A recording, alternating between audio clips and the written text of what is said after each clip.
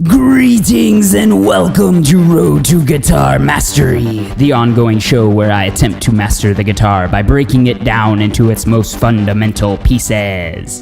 Today's episode will be a comprehensive guide for learning chords, so let's get into it. For this particular method, you'll need to pick two chords. They can be two new chords, one new, one old, or if you want to strengthen two chords you already know, that works too. This chart shows many of our possible chord types, and for the purposes of this video, I have picked the major 9th and 6th chord shapes to strengthen. A simple search will yield many websites with possible chord charts or fingerings to choose from. These are the lead voicings I've chosen.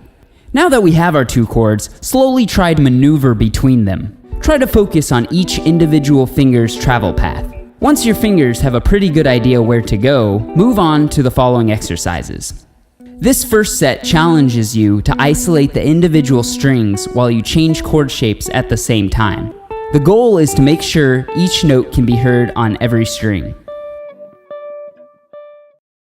From here, isolate two strings at a time.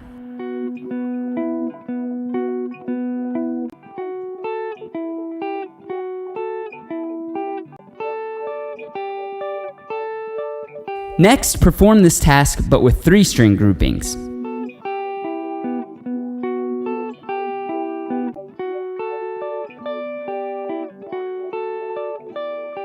Note that it's also important to reverse the two chords for these exercises so you can practice hitting them from each direction. Continue this process for however many strings your chosen chords utilize. You can also practice arpeggiating these chords like sweeps, where you only fret the current note you are playing. When doing this, make sure to use the same fingerings from before. This last challenge is one of many ways you can take this process a step further. I chose to bounce around the 2-string groupings. You can use this pattern or any other possible variation to ensure each finger knows exactly its place in creating these chord shapes. Once you know a chord well, continue adding new chords in this fashion to grow your overall chord library. Learning a new chord can be frustrating at first, but stick to it and continue repping these exercises, and I guarantee you will see results. This concludes my guide for learning chords. The full worksheet for the G major 9 and G6 chords will be available at my Patreon and MeWe pages linked down below. Thanks for tuning in, and I'll be back with another video very soon. Take care, everyone.